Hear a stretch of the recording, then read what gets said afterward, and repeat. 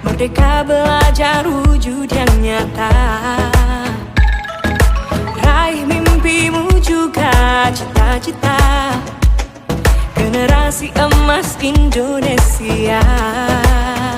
Profil belajar Pancasila tanamkan di dalam dada. Profil belajar Pancasila, cerdas berkarakter itu kita.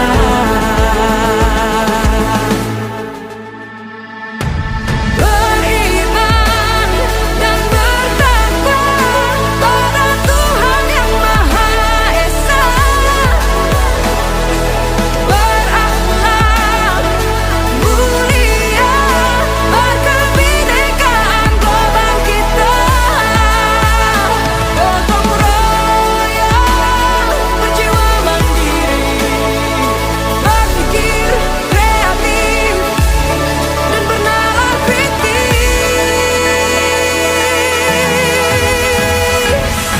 Perbedaan bukan suatu halangan untuk kita saling bergandeng tangan. Bhinneka Tunggal Ika. Assalamualaikum warahmatullahi wabarakatuh.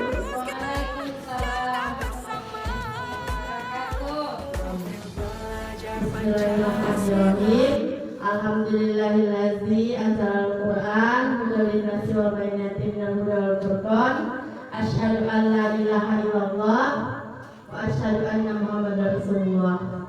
Puji syukur kita ucapkan kepada Allah Subhanahu wa taala yang telah memberikan kita rahmat kesehatan untuk dapat hadir di sekolah yang kita cintai ini. Selawat dan salam tak lupa kita sampaikan ke arwah Nabi besar kita Muhammad Rasulullah Sallallahu Alaihi Wasallam yang berupa doa Allahumma sholli ala Sayyidina Muhammad wa ala ali Sayyidina Muhammad. Baik, di sini saya akan terima kasih dulu atas kesempatan yang diberikan pada hari ini untuk saya berbagi praktik baik tentang diseminasi pemahaman dan penerapan pengalaman budaya positif. Nah, sebelum kita masuk ke diseminasi pemahaman dan penerapan pengalaman budaya positif, izinkan saya dulu untuk berpantun. Mentari pagi hangat terasa, sekolah aman hati pun senang. Budaya positif tumbuh bersama, nyaman belajar cita-cita pun gemilang. Hebat. Nah, sebelum kita masuk ke acara diskusi atau diseminasi ini, kita membuat kesepakatan forum diseminasi. Yang pertama, aktif bertanya, apakah ibu-ibu setuju? Nanti umpamanya ada tentang materi yang kurang paham boleh ditanyakan. Kemudian saling menghargai jika ada yang berpendapat. Kemudian saling berkolaborasi.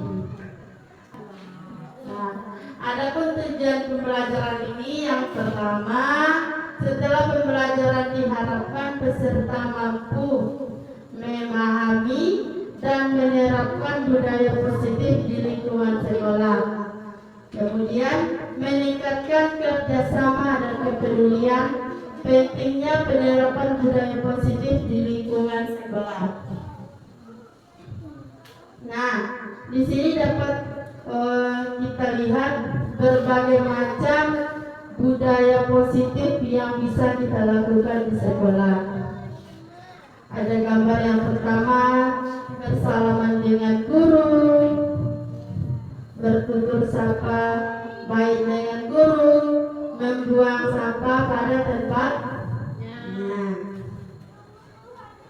Nah, adapun budaya positif adalah nilai-nilai keyakinan, dan kebiasaan-kebiasaan di sekolah yang berpihak kepada murid agar mereka dapat berkembang menjadi pribadi yang kritis, penuh hormat, dan bertanggung jawab. Kemudian, seorang guru yang baik harus memiliki kemampuan dalam mewujudkan budaya positif di sekolah. Budaya positif tersebut dapat dijalankan dengan menerapkan konsep-konsep inti seperti disiplin positif, memahami motivasi perilaku manusia berkaitan dengan hukuman dan penghargaan, posisi kontrol seorang guru, membuat keyakinan sekolah atau kelas dalam penerapan segitiga restitusi dalam menyelesaikan masalah. Jadi Bapak Ibu, di sini dalam pembelajaran budaya positif ini, kalau menyelesaikan satu masalah itu dengan segitiga restitusi namanya.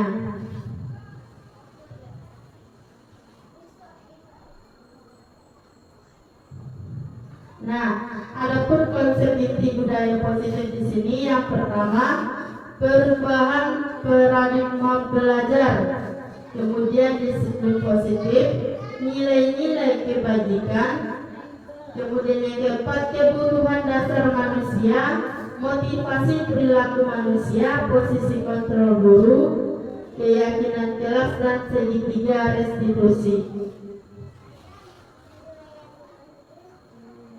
Nah, yang pertama kita di sini masuk kepada eksplorasi konsep perubahan paradigma belajar.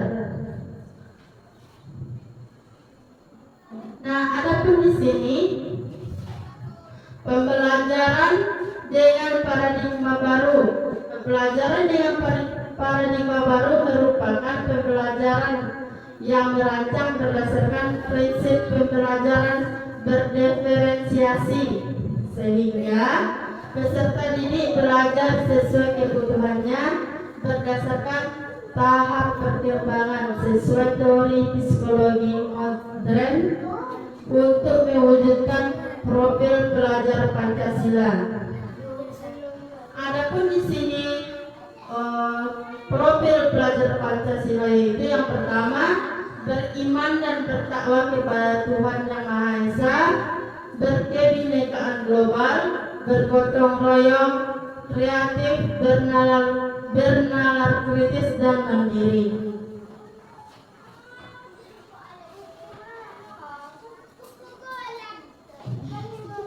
Nah, adapun di sini miskonsepsi tentang teori kontrol, yaitu ilusi guru mengontrol murid, kemudian ilusi bahwa semua penguatan positif efektif dan bermanfaat, kemudian ilusi bahwa kritik dan membuat rasa bersalah mampu menguatkan karakter, ilusi bahwa orang dewasa berhak memaksa. Ini adalah bentuk dari konsepsi tentang teori kontrol.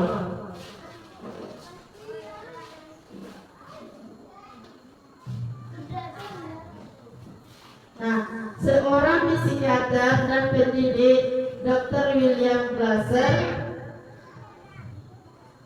kemudian berkembang dan dinamakan dengan Churchill teori, meluruskan beberapa miskonsepsi tentang makna kontrol. Nah, adapun di sini ilusi guru mengontrol murid, yaitu pada dasarnya kita tidak dapat memaksa murid untuk berbuat sesuatu jika murid tersebut memilih untuk tidak melakukannya. Walaupun tampaknya guru sedang mengontrol perilaku murid, hal demikian terjadi karena murid sedang mengizinkan dirinya dikontrol. Saat itu, bentuk kontrol guru menjadi kebutuhan dasar yang dipilih murid tersebut. Teori kontrol menyatakan bahwa semua perilaku memiliki tujuan, bahkan terhadap perilaku yang tidak disukai. Kemudian selanjutnya, penguatan positif atau bujukan. Nah, di sini bujukan adalah bentuk-bentuk kontrol segala usaha untuk mempengaruhi murid agar mengulangi suatu perilaku tertentu dan suatu usaha untuk mengontrol murid tersebut dalam jangka waktu tertentu. Kemungkinan murid tersebut akan menyadarinya dan mencoba untuk menolak bujukan kita, atau bisa jadi murid tersebut menjadi tergantung pada pendapat sang guru untuk berusaha.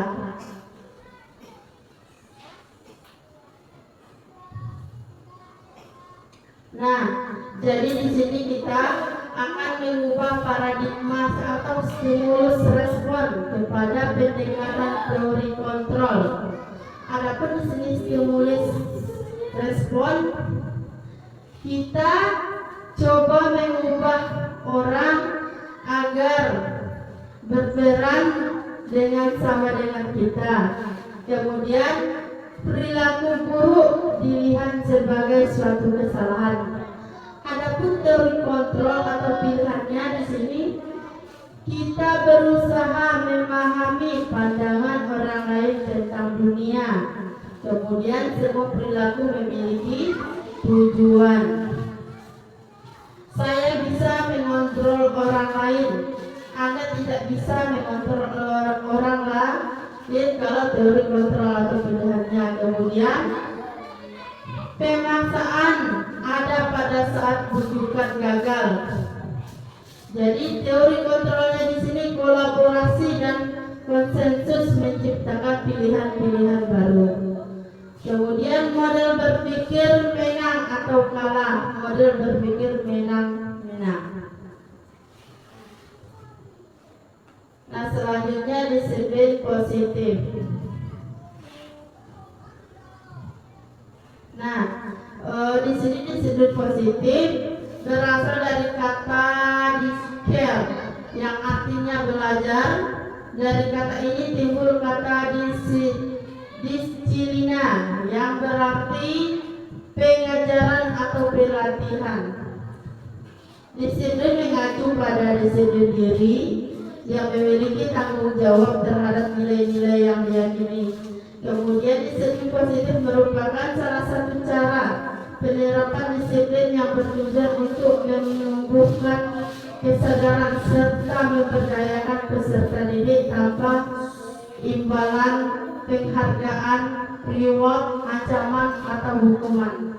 Sebagai pendidik, tujuan kita adalah menciptakan peserta didik yang memiliki disiplin diri sehingga mereka berperilaku mengacu kepada nilai-nilai kebajikan yang universal dan memiliki motivasi intrinsik dalam perubahan perilaku kita. Adapun di sini budaya positif di sekolah. Budaya positif di sekolah adalah pembiasaan-pembiasaan hal yang baik yang mencakup sikap atau perilaku maupun tutur kata oleh seluruh warga di sekolah.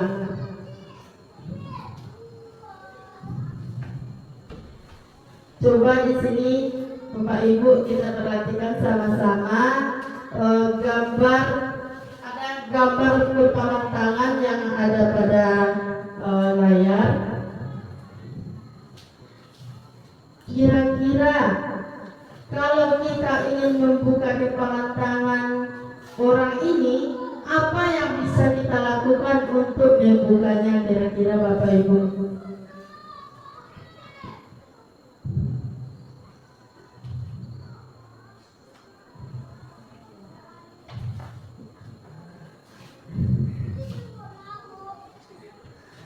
Kira-kira apa yang bisa kita lakukan? Atau kita membujuk orang tersebut, atau langsung saja kita buka tangannya? Kira-kira apa yang bisa kita lakukan? Kita beri sesuatu, Bu. Mungkin tangannya kebuka. Kita beri sesuatu. Ada lagi? Dengan cara membujuk. Dengan cara membujuk. Bukti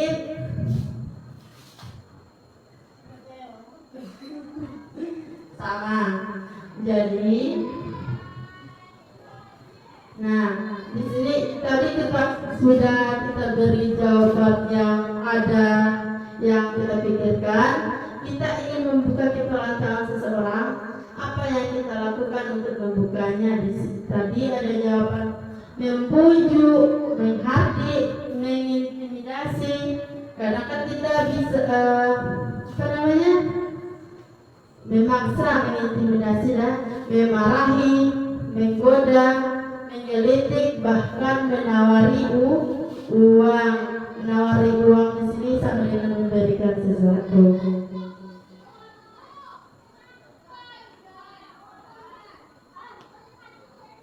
Nah, agar orang ini bersedia membuka kepala tangannya, siapa yang bisa membuka kira-kira dari pernyataan yang di atas yang paling tepat? Dia sendiri. Nah, betul. Jadi orang yang bisa membuka tangannya itu adalah dirinya sendiri, sama dengan perilaku yang bisa mengubah dirinya. Perilaku tingkah lakunya itu hanyalah dirinya sendiri. Jadi kita seorang guru itu harus bisa memberikan motivasi.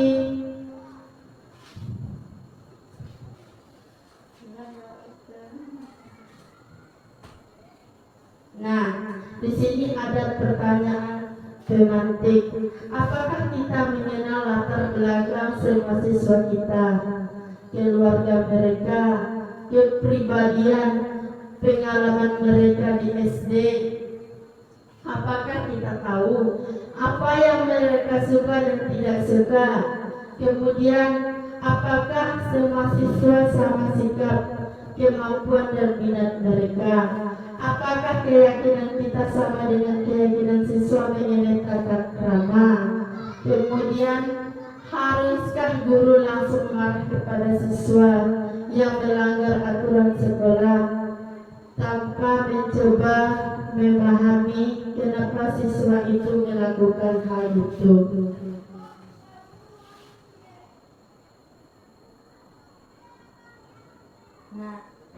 Nah, di sini ada foto seorang siswa yang tertidur ketika pembelajaran.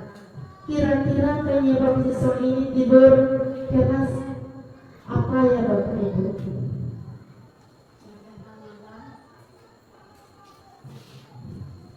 Begadang malam. Bisa kita tuliskan dengan kertas tidur.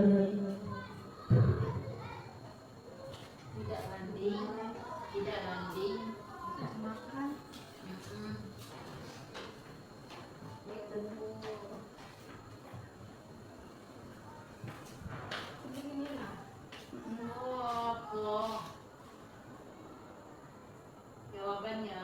Iya.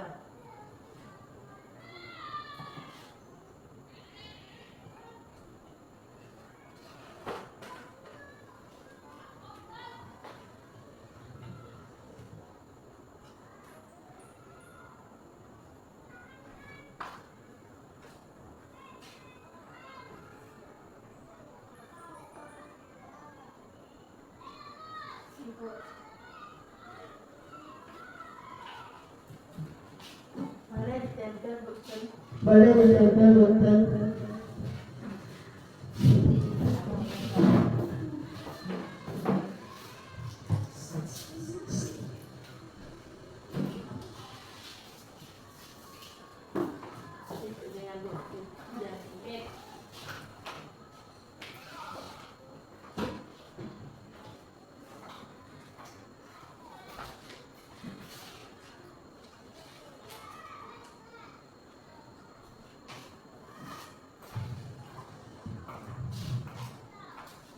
Nah, dari jawaban Bapak Ibu ini bisa kita dapatkan arah jawaban kenapa murid tersebut tertidur waktu di kelas. pertama ini tidak sarapan, begadang. Kemudian jam yang kedua tidak mandi, tidak memakai, tidak makan, dan begadang malam. Penyebab risma tidur di atas adalah tidak mandi, tidak makan, bergadang malam. Nah, halo.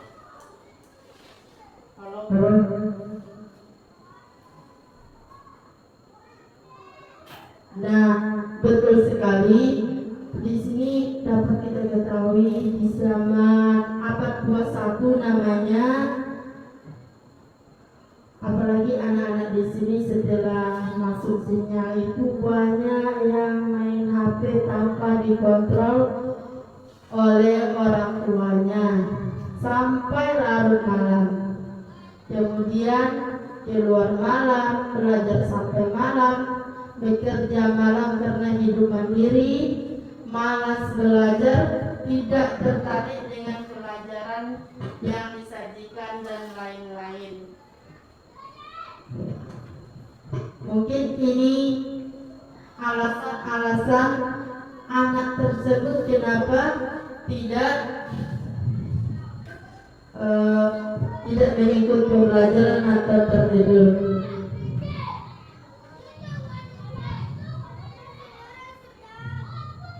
Nah, menurut Bapak Ibu, apakah siswa ini sebaiknya langsung dihukum atau dimarahi? Dipanggil dulu. Ya, betul. Dipanggil dulu, kita cari tahu apa penyebabnya, betul.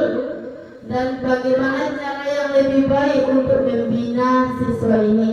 Terkadang Bapak Ibu, kita banyak anak yang terlambat karena kita mau emosi, tetapi setelah kita dekati, terkadang dia orang tuanya di rumah itu, apalagi daerah sini tidak di rumah, belum makan, terlambat bangun karena tidak mau sekolah, sepatunya sobek, dan banyak hal lagi. Nah, selanjutnya di sini motivasi atau perilaku manusia. Nah, memotivasi perilaku manusia di sini yang pertama untuk menghindari ketidaknyamanan atau hukuman, untuk mendapatkan imbalan atau penghargaan dari orang lain, untuk menjadi orang yang mereka inginkan dan menghargai diri sendiri dengan nilai-nilai yang mereka percaya. Nah, tindakan terhadap pelanggaran yang dilakukan oleh siswa di sini ada hukuman, ada konsekuensi, ada restitusi. Nah, di sini dapat perbedaan antara hukuman, konsekuensi, dan restitusi. Ternyata Bapak Ibu, hukuman, konsekuensi, dan restitusi itu berbeda. Di sini dapat kita lihat perbedaannya, di mana hukuman adalah bersifat atau terencana atau tiba-tiba. Anak atau murid tidak tahu apa yang akan terjadi dan tidak dilibatkan. Hukuman bersifat satu arah dari pihak guru yang memberikan dan murid hanya menerima satu hukuman tanpa melalui sesuatu kesepakatan atau pengarahan dari pihak guru, baik sebelum atau sesudahnya. Kemudian, kalau konsekuensi ini sudah terencana atau sudah disepakati, sudah dibahas dan disetujui oleh murid dan guru. Umumnya bentuk-bentuk konsekuensi dibuat oleh pihak guru atau sekolah, dan murid sudah mengetahui sebelumnya konsekuensi yang sudah diterima bila ada pelanggaran. Contohnya di sini kita kan ada peraturan sekolah, peraturan kelas. Sebelum kita yang sudah ada di kelas atau peraturan sekolah. Contohnya hari Senin tidak boleh pakai baju pramuka, tetapi dia tetap memakai baju pramuka. Nah, selanjutnya restitusi. Proses menciptakan kondisi bagi murid untuk memperbaiki keadaan mereka hingga mereka bisa kembali kepada kelompok mereka dengan karakter yang lebih kuat. Restitusi juga merupakan proses kolaboratif yang mengajarkan murid untuk mencari solusi untuk masalah mereka dan membantu murid berpikir tentang orang seperti apa yang mereka inginkan dan bagaimana mereka harus memperlakukan orang lain dengan baik.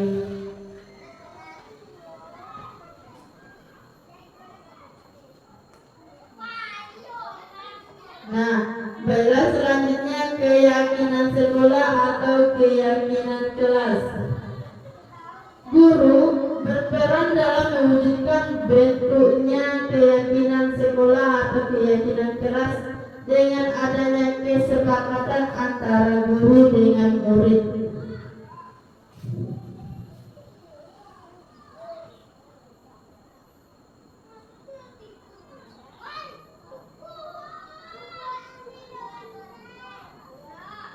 Nah, di sini ada keyakinan sekolah atau kelas itu prosedur curahan pendapat tentang peraturan sekolah atau kelas yang disepakati ditulis di papan tulis.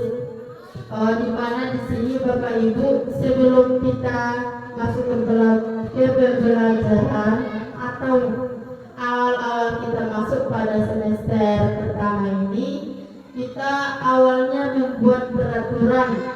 Kalau sekarang itu maka dengan kesepakatan kelas kita buat aturan dan disepakati oleh peserta didik kita.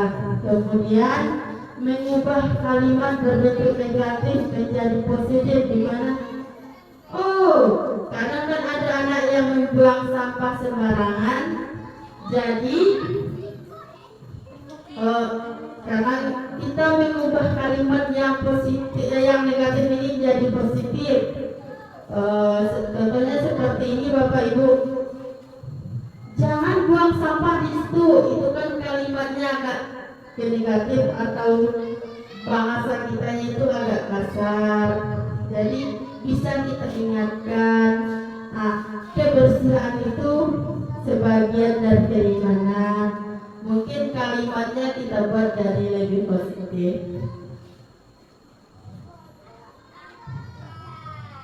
Kemudian temukan nilai kebajikan atau keyakinan yang dituju, tinjau dan jadikan satu jika ada yang memiliki makna persamaan dan keyakinan, menyetujui dan menyepakati dengan menandatangani keyakinan yang telah disepakati baik oleh guru maupun murid.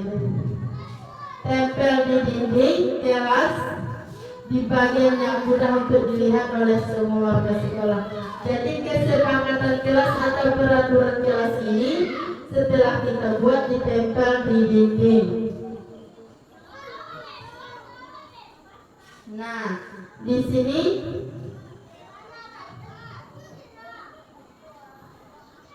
ada contoh keyakinan sekolah atau keyakinan kelas. Kalimat negatif, jangan membuang sampah sembarangan. Itu sekarang Bapak Ibu, itu kalimatnya negatif. Ibaratnya di sini kita tuh memerintah murid tersebut. Nah, bisa kita ubah jadi kalimat yang lebih positif. Buanglah sampah pada tempatnya. Kemudian apa nilai kebajikannya? Di sini nilai kebajikannya adalah mandiri, beriman dan bertakwa kepada Tuhan Yang Maha Esa, peduli dan kebersihan.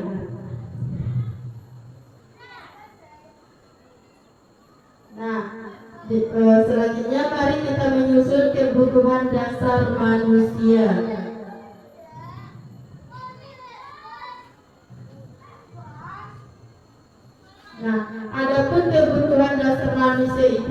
yang pertama bertahan hidup, kasih sayang dan rasa diterima, penguasaan, kebebasan dan kesenangan, di mana kita kebutuhan dasar ini sangat kita butuhkan Bapak Ibu. Kita butuh bertahan hidup, kita membutuhkan kasih sayang baik dari keluarga, dari teman, ingin rasa diterima dimanapun, kemudian penguasaan, kebebasan dan kesenangan.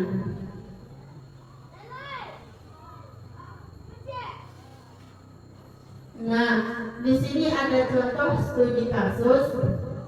Ibu Sulaika, guru wali kelas 5, sedang bingung menghadapi ulah salah satu murid di kelasnya, yaitu Tommy.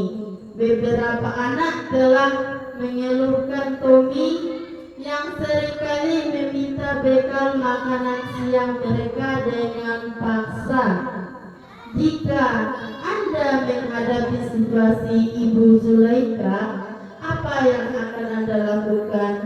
Menurut Anda, kira-kira apa alasan Doni melakukan hal itu? Tommy, nah Bapak Ibu, Kita panggil Tommy-nya dulu, Bu. nah, Tanya dulu Tommy-nya. ya, ya betul. Mungkin dia meminta bekal teman itu, mungkin di rumahnya benar-benar belum makan atau memang kekurangan orang tuanya. Betul sekali. Jadi kalau untuk menyelesaikan kasus itu kita panggil dulu, kita cari tahu, kita dekati Tommy-nya dulu, baru ditanyakan kepada teman-temannya.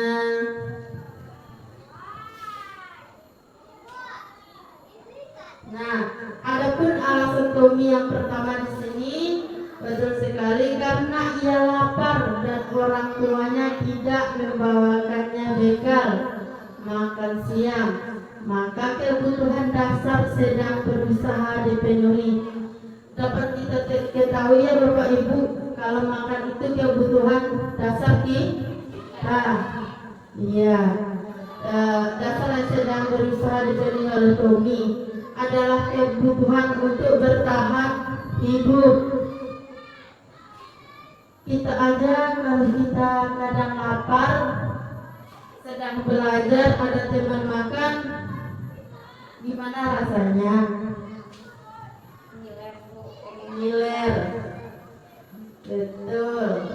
Kemudian adapun alasan kedua Tommy, karena dia merasa senang temannya jadi memperhatikan dia.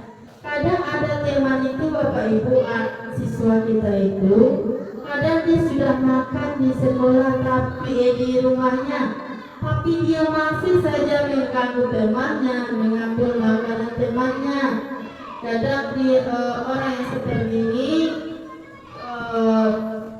bisa membutuhkan perhatian dari temannya tersebut.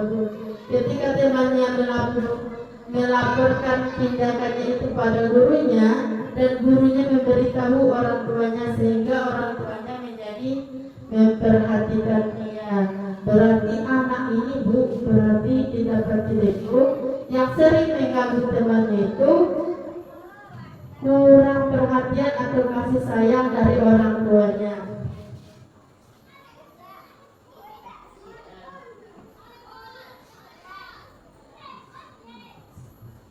Nah, alasan ketiga, karena temannya jadi takut dengan dia dan menuruti keinginannya. Ini seringkali terjadi ya Bapak Ibu. Ada sebagian anak didik itu merasa berkuasa. Jadi itu kekuasaan itu merupakan kebutuhan dasar kita.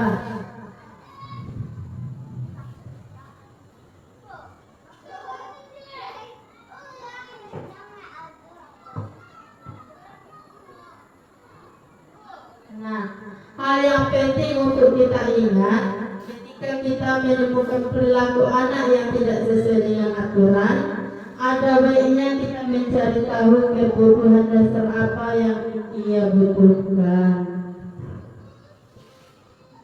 Betul sekali di sini Bapak Ibu, karena kita melihat anak itu selalu bertingkah mengganggu temannya.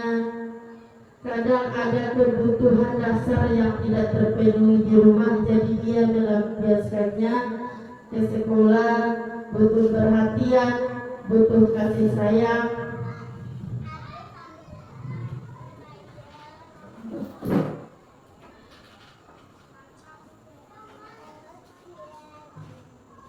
Nah, selanjutnya posisi kontrol restitusi. Adapun posisi kontrol restitusi di sini ada 5. Yang pertama, guru sebagai penghukum, guru sebagai pembuat merasa bersalah, guru sebagai teman, guru sebagai pemantau, dan guru sebagai manajer.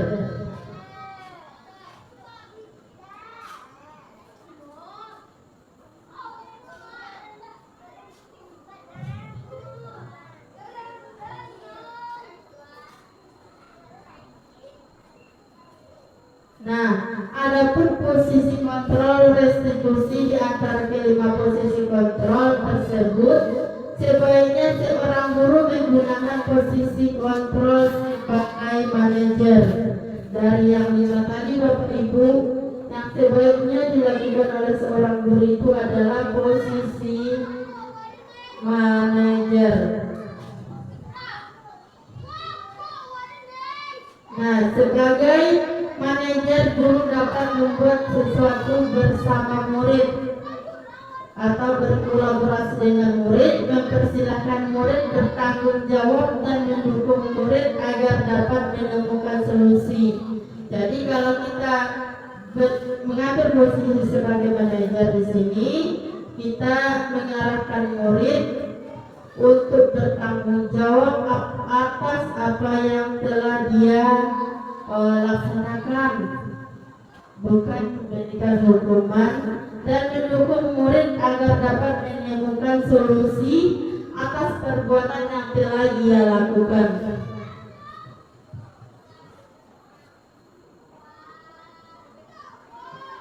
Nah, selain itu posisi manajer mengacu pada restitusi yang dapat menjadikan murid sebagai manajer bagi dirinya sendiri, sehingga dapat terciptanya identitas positif pada diri murid tersebut.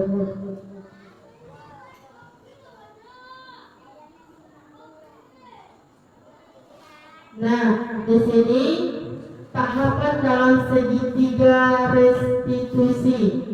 Apabila anak tersebut ada dalam satu masalah, jadi kita yang pertama kita harus menstabilkan identitas, kemudian validasi tindakan yang salah, menanyakan keyakinan kelas yang telah kita buat, apa yang telah anak ibu buat.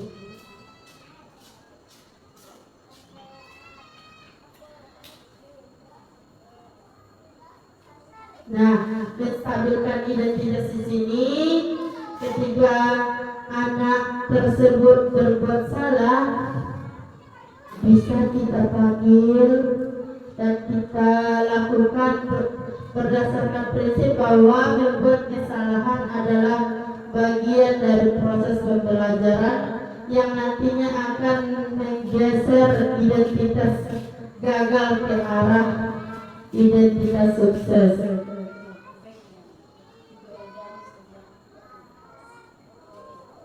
Kemudian berbuat salah itu hal yang manusiawi. Tidak ada manusia yang sempurna. Kita pasti bisa menyelesaikan permasalahan ini, Bapak Ibu. Tidak tertarik untuk mencari tahu siapa yang benar, siapa yang salah. Jadi di sini kalau anak tersebut ada masalah, kita tidak membela salah satu, tetapi kita membuat anak tersebut bertanggung jawab atas apa yang telah dia lakukan dan mencari tahu. Apa namanya? Tidak menyalahkan salah seorang, tapi kita mencarikan solusi yang baik ke depannya dan yang terbaik antara orang tersebut. Kemudian menyalahkan dirimu sendiri dan menerus, apakah kamu bersikap baik pada dirimu sendiri?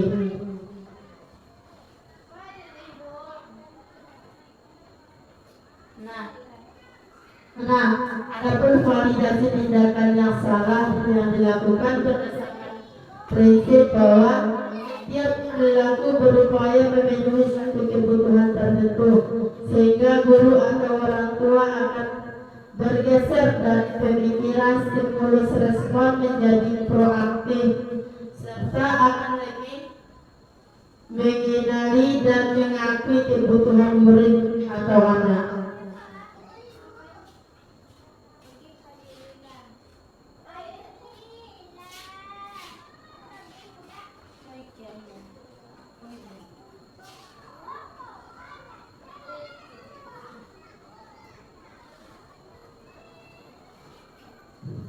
Nah, selanjutnya menanyakan keyakinan. Menanyakan keyakinan di sini dilakukan dengan memberi pertanyaan bermakna kepada murid atau anak untuk memunculkan motivasi secara intrinsik sehingga mampu mengaitkan keyakinannya dengan tindakan yang salah tersebut.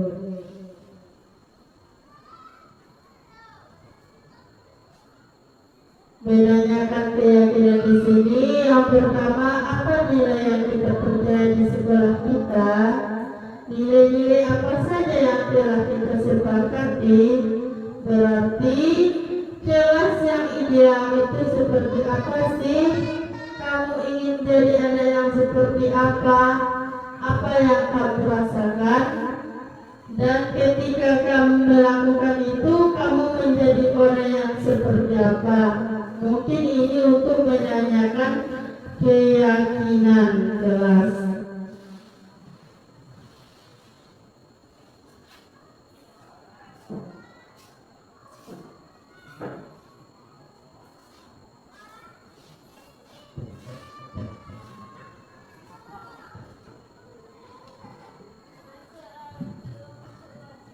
Nah, seorang guru yang baik harus memiliki kemampuan dalam mewujudkan budaya positif di sekolah. Budaya positif tersebut dapat dijalankan dengan menerapkan konsep-konsep inti seperti disiplin positif, motivasi perilaku manusia, keyakinan sekolah atau kelas, kebutuhan dasar manusia, posisi kontrol restitusi, dan segitiga restitusi.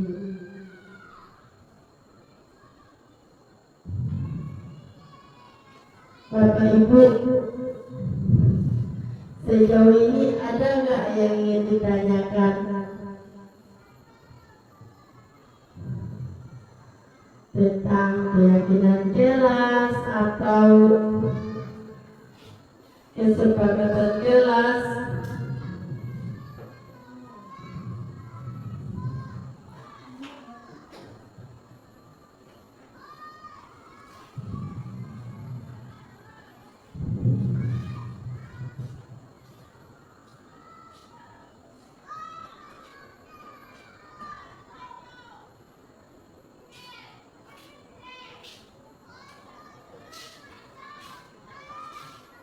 Nah, Bapak Ibu, di sini saya akan membagikan skenario lagi sebanyak 2 lembar.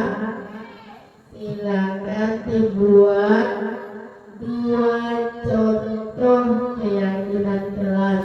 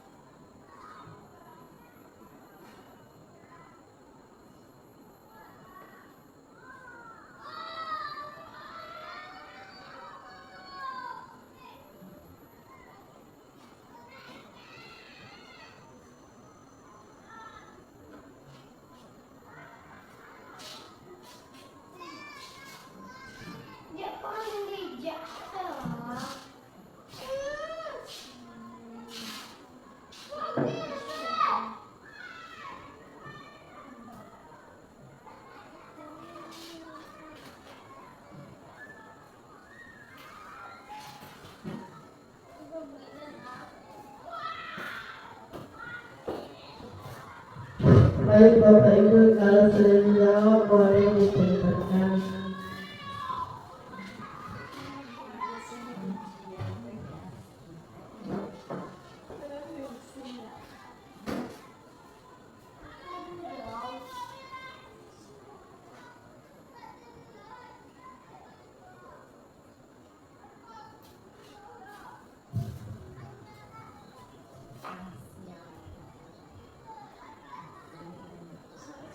Nah, Bapak Ibu,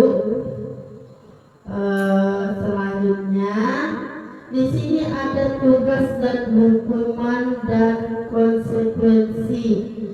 Kira-kira dari beberapa contoh ini termasuk apa sih? Yang pertama, mencatat 100 kali di dalam buku kalimat "saya tidak akan terlambat lagi".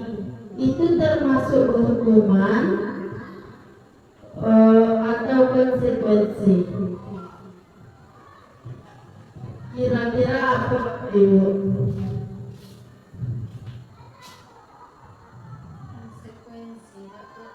Konsekuensi.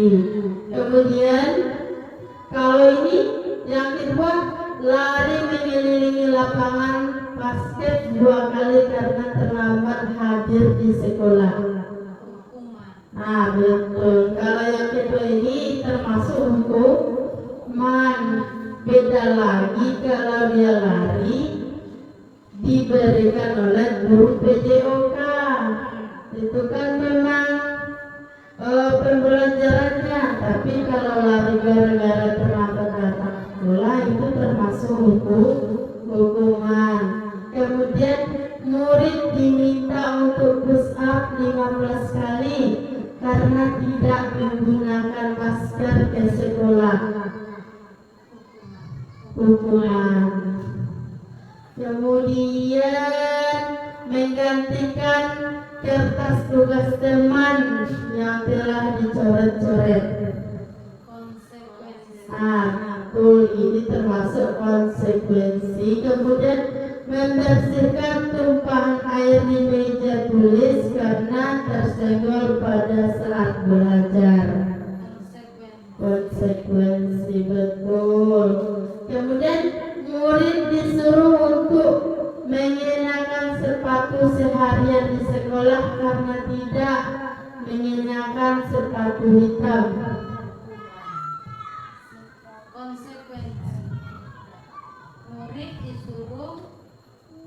Murid disuruh untuk tidak menggunakan sepatu sepatu seharian di sekolah karena tidak mengenakan sepatu hitam.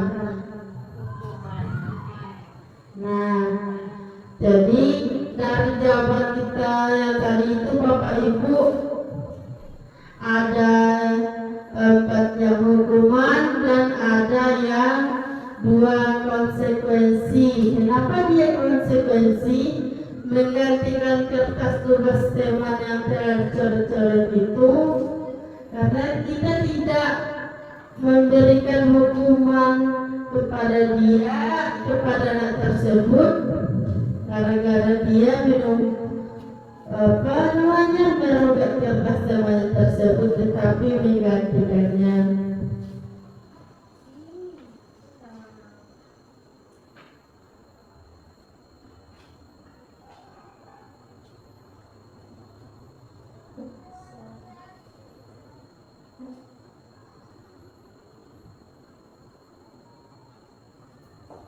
Nah, Bapak Ibu, di sini ada contoh penerapan 5 posisi kontrol guru.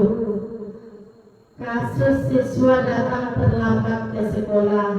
Di sini kamu sudah melanggar aturan sekolah atau kelas kita. Kamu tahu apa konsekuensinya? Bapak Ibu akan mencatat kesalahan kamu hari ini untuk bahan perbaikan kamu kemudian. Ini adalah contoh guru pemantau. Kemudian posisi kedua itu sebagai teman. Kali ini ibu memaafkan kamu, tapi lain kali jangan datang terlambat lagi ya. Ayo dong bantu ibu ya. Itu adalah posisi kontrol kita sebagai seorang teman. Kemudian yang di sini yang ketiga adalah penghukum. Sana kamu ambil sampah dulu sebelum masuk kelas. Itu adalah sebagai posisi kontrol seorang penghukum. Dan yang kelima, pembuat rasa bersalah. Sudah berapa kali ibu bapak ingatkan kamu agar tidak datang terlambat? Kamu membuat ibu atau bapak kecewa. Jadi di sini kita menanamkan rasa bersalah. Jadi kita berposisi sebagai pembuat rasa bersalah kepada murid tersebut. Dan terakhir adalah posisi sebagai manajer, di mana ini adalah posisi yang sangat baik untuk seorang guru.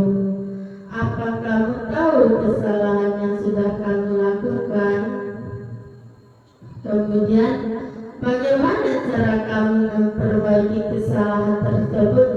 Jadi di sini Bapak Ibu kita menggali dulu, kita tanya kepada siswa tersebut, kemudian kita serahkan lagi apa cara dia untuk memperbaiki kesalahannya tersebut.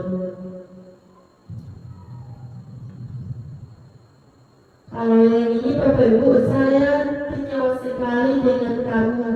Ini kira-kira posisi kontrolnya sebagai apa Bapak Ibu?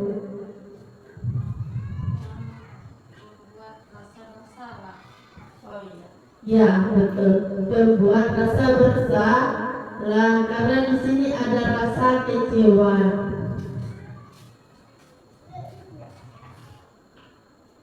Kamu tidak pernah benar melakukannya.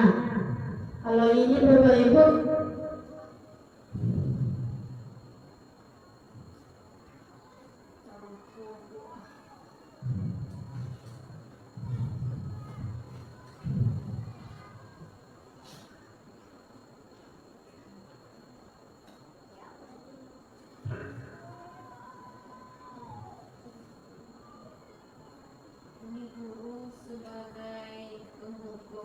ini sebagai guru penghukum.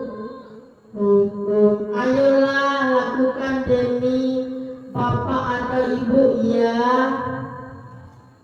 Sebagai posisi kontrol kita sebagai teman. Kamu tidak pernah mendapatkan nilai jika tidak mengerjakan tugas. Ini adalah posisi guru sebagai pemantau. Apa rencanamu untuk menyelesaikan masalah ini? Ini adalah posisi kontrol guru sebagai manajer.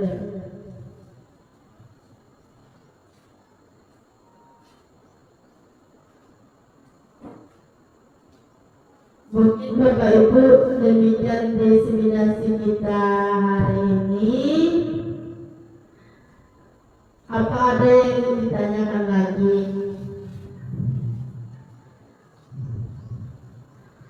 Bu Murai.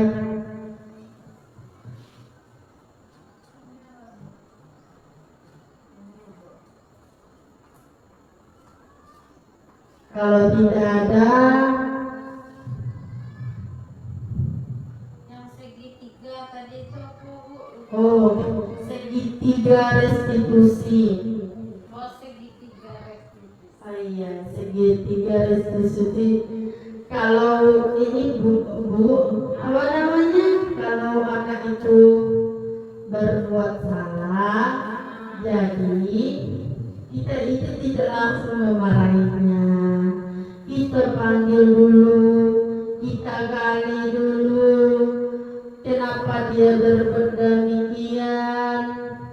Dan setelah itu baru kita, kalau dia ada orang, kita panggil temannya. Jadi yang terakhir itu kita tanya apa sih solusi yang terbaik, apa kesepakatan yang telah kita buat. Pokoknya kita sudah berkesepakatan. Kalau di dalam kelas kita kaitkan Bapak Ibu, kemudian dia sendiri yang beri solusi. Saya tidak akan buat lagi Bu, saya akan ini Bu, mungkin seperti itu Bu. Ada lagi Bapak Ibu? Pas. Nah, mungkin demikian saja acara diseminasi kita hari ini. Saya mohon maaf jika ada kesalahan. Assalamualaikum warahmatullahi wabarakatuh.